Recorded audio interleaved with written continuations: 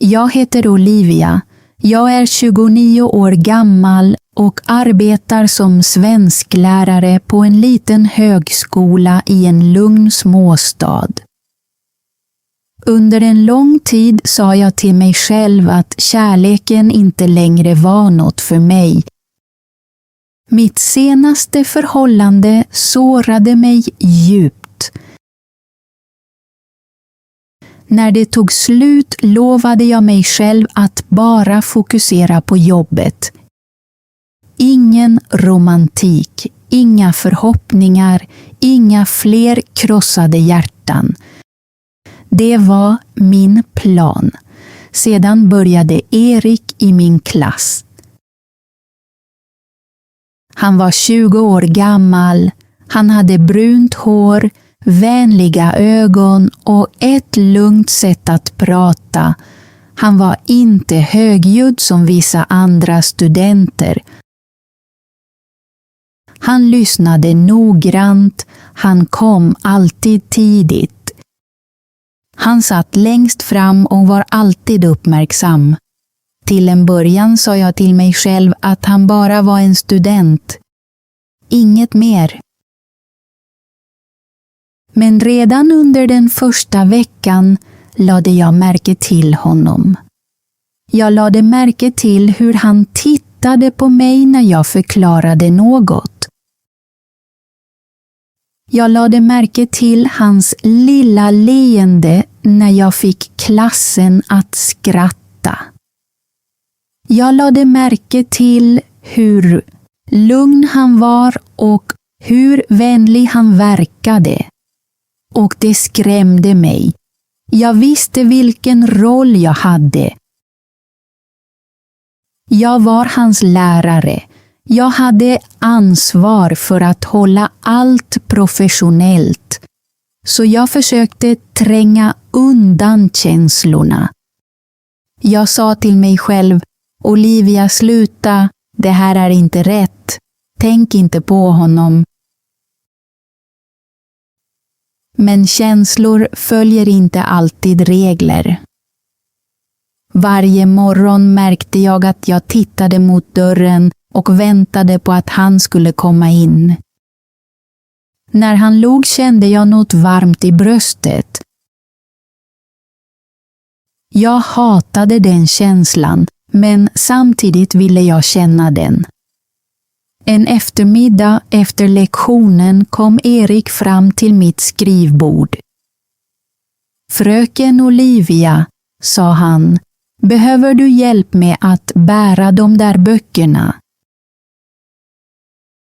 Jag skakade på huvudet. Nej tack, jag klarar det. Det är okej, sa han mjukt.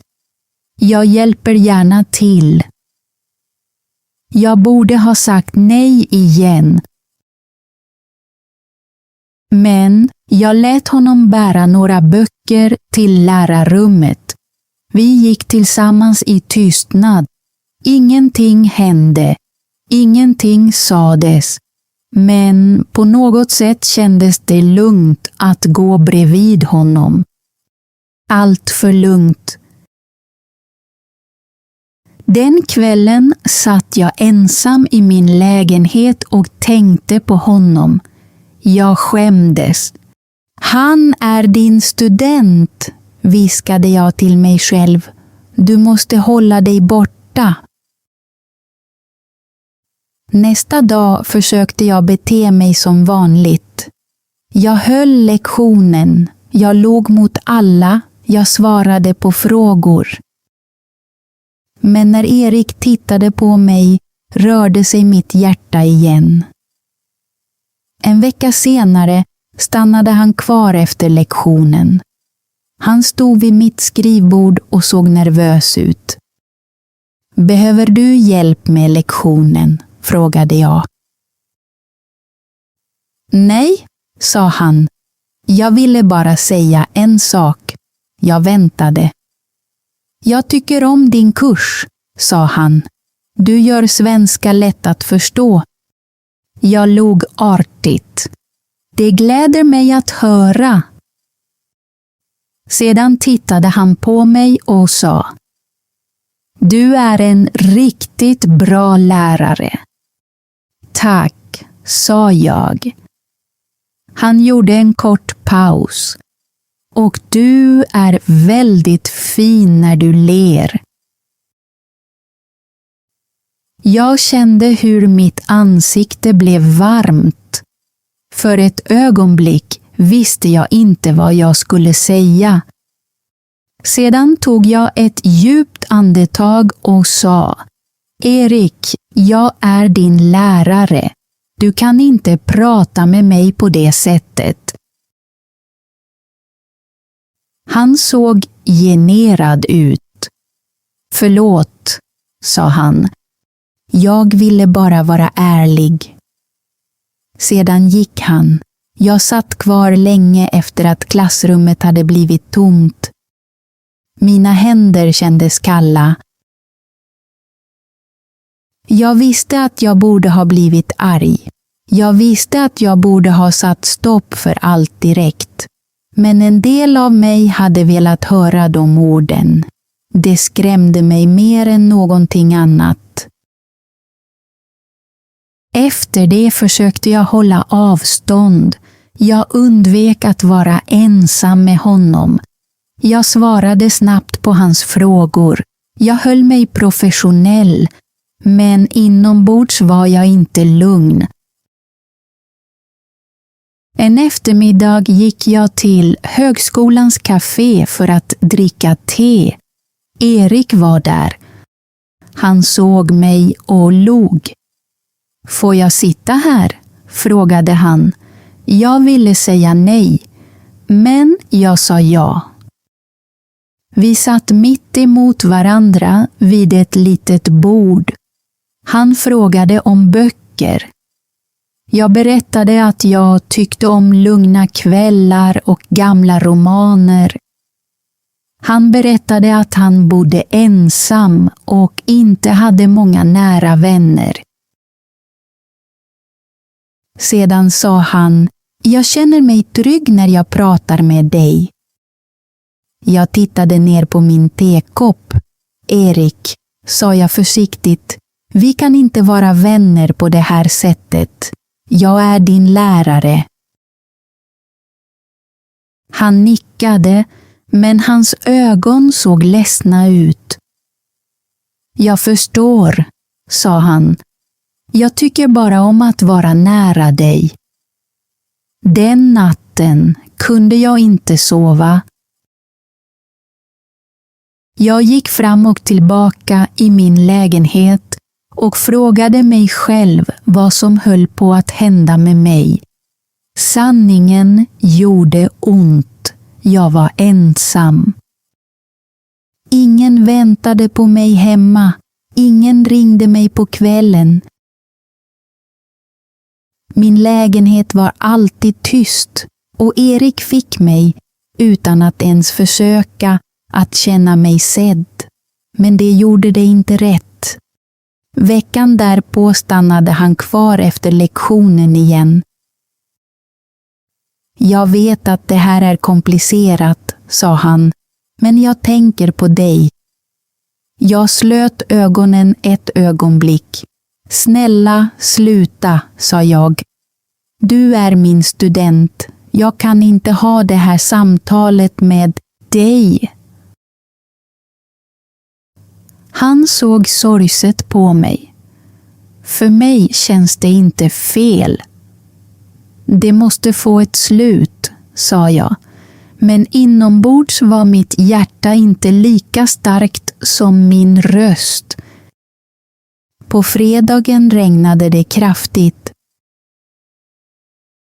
Lektionen slutade tidigare och alla gick snabbt därifrån. Erik stod vid dörren innan han gick. Jag vill inte såra dig, sa han. Jag ville bara att du skulle veta att du betyder något för mig. Sedan gick han därifrån. Jag låste klassrummet och gick till min bil. Regnet blötte min kappa och mitt hår. Jag satte mig bakom ratten och grät tyst. Jag kände mig svag. Jag kände skuld. Jag ville vara den ansvarstagande lärare som jag borde vara. Men jag ville också träffa honom igen. Den kvällen satt jag vid fönstret med en kopp te. Regnet slog mjukt mot rutan. Jag tänkte på Eriks röst, hans vänlighet och sättet han såg på mig, som om jag inte var osynlig. Jag sa till mig själv om och om igen: du är här för att undervisa Olivia, inte för att bli förälskad. Men mitt hjärta lyssnade inte, och det var det som skrämde mig mest. Innan jag fortsätter min berättelse vill jag fråga dig en sak. Var lyssnar du ifrån?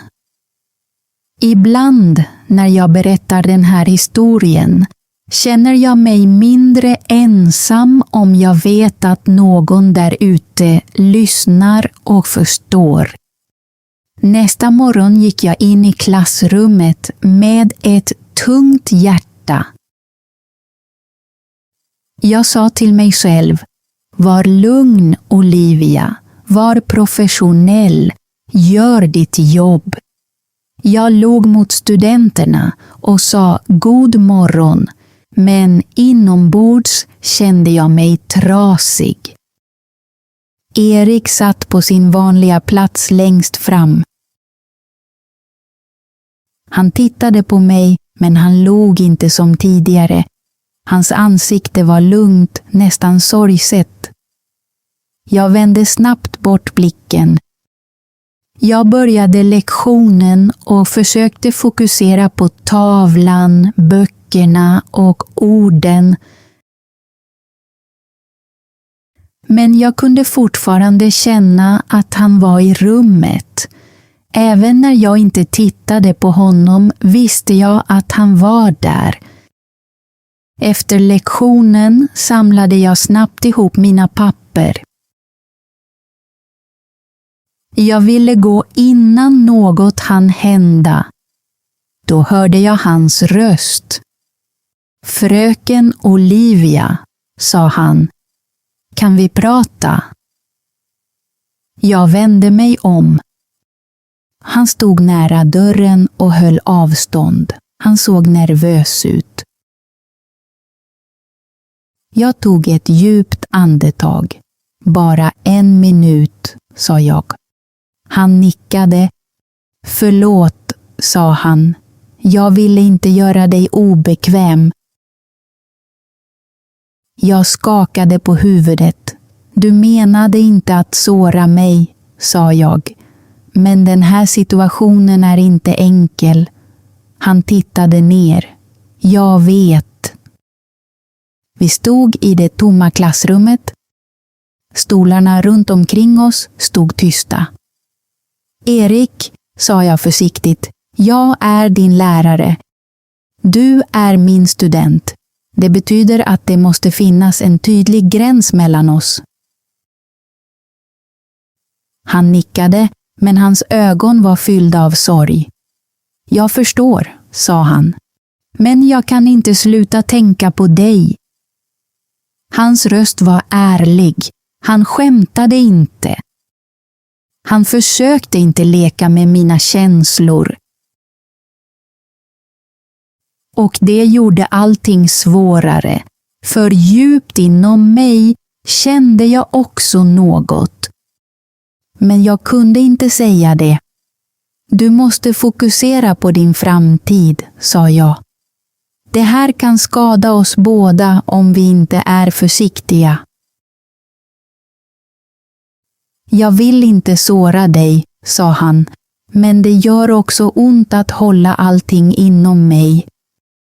Jag tog min väska. Jag måste gå, sa jag. Sedan lämnade jag klassrummet innan mitt hjärta hann bli svagare. Jag gick till min bil och satte mig bakom ratten. Jag körde inte på flera minuter. Jag satt bara där, och stirrade rakt fram med tårar i ögonen. Den kvällen lagade jag soppa, men jag åt nästan ingenting. Jag satte på TV:n, men jag tittade inte på den. Mina tankar var helt upptagna av Erik. Jag tänkte på hans röst, hans sorgsna ögon och hur han sa att han inte ville såra mig. Jag gick och lade mig, men sömnen kom inte. Jag fortsatte att fråga mig själv: varför nu? Varför just han? De följande dagarna försökte jag undvika honom. Jag stannade längre i lärarrummet. Jag lämnade klassrummet snabbt. Jag mötte inte hans blick.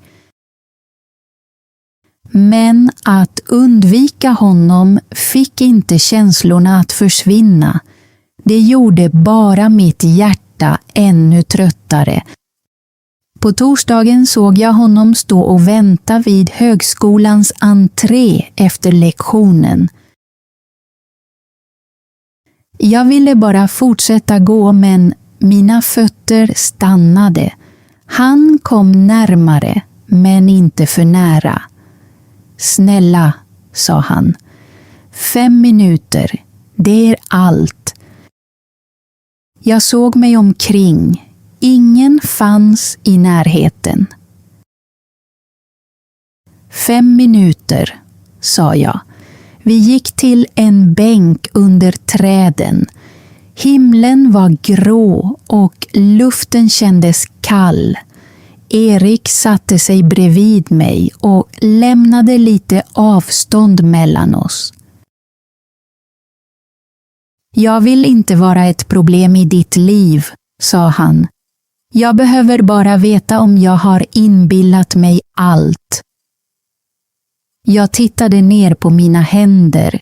Jag ville ljuga. Men jag var för trött för att ljuga. Jag vill inte känna så här, sa jag tyst. Men det gör jag. Hans ansiktsuttryck förändrades. Först såg han förvånad ut, sedan hoppfull. Jag visste det, viskade han. Men det gör det inte rätt, sa jag. Det gör det bara svårare. Han nickade långsamt. Tänk om vi väntar, frågade han. Tänk om vi inte gör någonting nu. Inga möten, inga hemliga meddelanden, ingenting. Men när kursen är slut kanske vi kan prata igen. Jag tittade på honom. Han lät allvarlig. När kursen är slut kommer du inte längre att vara min student, sa jag. Ja, sa han. Då är jag bara Erik. Jag svarade inte på en lång stund. Jag behöver tänka, sa jag. Jag kan vänta, svarade han. Bara om du vill att jag ska göra det. Jag reste mig. Jag måste gå. Kommer du att tänka på det? Frågade han. Jag tittade på honom en gång och sa sedan ja. Den kvällen låg jag och stirrade upp i taket i flera timmar. Jag var rädd. Jag kände skuld. Men jag kände mig också levande. De följande veckorna gick långsamt. På lektionerna höll Erik och jag oss professionella. Vi pratade inte efter lektionerna. Vi träffades inte ensamma. Vi tittade bara på varandra ibland och vände sedan bort blicken. Han missade aldrig en lektion. Han arbetade hårt. Han hjälpte andra studenter. En dag såg jag honom förklara en övning för en tjej som var förvirrad. Han var tålmodig och vänlig. Just då kände jag mig stolt över honom. Inte på grund av mina känslor, utan för att han var en god människa. Sedan kom den sista kursdagen. Jag stod framför klassen och tackade alla för deras hårda arbete. Jag delade ut deras uppgifter. Studenterna log och applåderade. Erik tittade tyst på mig. När klassrummet blev tomt stod han kvar vid dörren. Så, sa han mjukt, nu är kursen slut. Ja, sa jag. Jag är inte din student längre. Nej, svarade jag. Det är du inte. Och vi gick ut och satte oss på samma bänk. Erik tittade på mig och sa: mina känslor har inte förändrats. Jag tittade mot träden och kände vinden mot mitt ansikte. Mina har inte heller förändrats, sa jag. Han log försiktigt. Jag skulle vilja lära känna dig som Olivia, sa han. Inte som min lärare. Mitt hjärta slog snabbt. Kanske kan vi ta en kaffe, sa han. Bara om du vill. Jag tog ett djupt andetag. Inte idag, sa jag. Kanske nästa vecka. Han nickade. Nästa vecka räcker. En vecka senare satt jag på ett litet café med båda händerna runt min kaffekopp. Jag var nervös. Sedan kom Erik in. Han log. Hej Olivia, sa han. Inte fröken Olivia. Olivia. Jag log tillbaka. Hej Erik. Han satte sig mitt emot mig. En stund sa vi ingenting, men tystnaden var behaglig. Sedan började vi prata. Han berättade om sitt nya deltidsjobb i en bokhandel. Jag berättade om min plan att besöka min syster under sommaren. Vi skrattade. Vi pratade utan ansträngning. Det kändes märkligt, men också fridfullt. När vi skulle gå frågade han: får jag träffa dig igen? Jag tittade på honom en stund. Sedan sa jag: ja. Och långsamt, försiktigt började vår histori. Vi träffades igen veckan därpå. Sedan träffades vi veckan efter det. Långsamt och försiktigt började Erik och jag lära känna varandra utanför klassrummet. Ibland promenerade vi i parken. Ibland drack vi kaffe. Ibland satt vi bara tysta och såg människor gå förbi. Han var vänlig. Han lyssnade när jag pratade. Han försökte inte imponera på mig.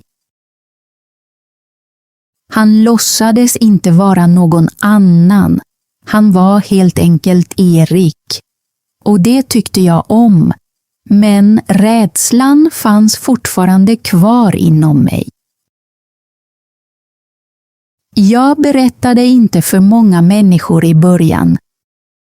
Jag var rädd att de skulle döma mig.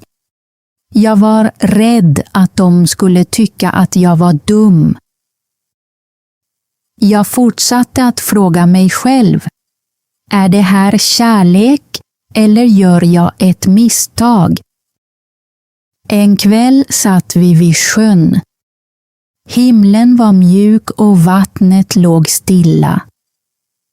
Erik tittade på mig och frågade: Tycker du att det här är fel? Jag tittade ner en stund. Tidigare var det komplicerat, sa jag. Men nu är kursen slut. Nu tror jag att vi måste vara ärliga och försiktiga. Han nickade. Jag bryr mig om dig, sa han, men jag vill aldrig göra ditt liv svårare. Du gör inte mitt liv svårare, sa jag mjukt. Du kom bara in i mitt liv när jag inte var redo. Han log. Kanske kommer vissa bra saker när vi inte är redo. Jag log också. Kanske hade han rätt. Några veckor senare berättade jag för min syster. Mina händer skakade när jag pratade. Hon frågade: Är du lycklig? Jag svarade: Ja. Då sa hon: Då ska du skydda den lyckan. De orden gav mig ro. Efter det slutade jag gömma mig för mitt eget hjärta. Erik och jag gav inte varandra några stora löften. Vi pratade inte om för alltid. Vi levde bara en dag i taget. Vissa dagar var enkla, vissa dagar var vackra. En kväll kom han med gula blommor. De såg glada ut, sa han. Precis som du. Jag skrattade, men mina ögon blev tårfyllda.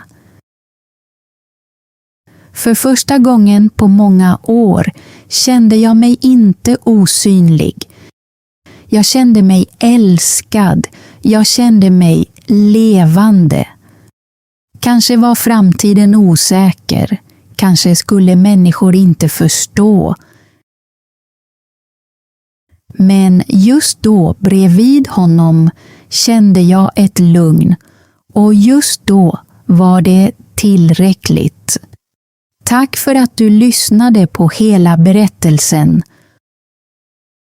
Om du stannade kvar ända till slutet vill jag verkligen tacka dig. Olivias berättelse lär oss något viktigt. Ibland blir livet inte som vi har planerat. Kärleken kan komma vid en svår tidpunkt och hjärtat kan känna sig förvirrat. Men ärlighet, tålamod och respekt kan hjälpa oss att förstå vad som är äkta. Nu har jag en liten övning till dig. Dagens svenska ord är ärlighet.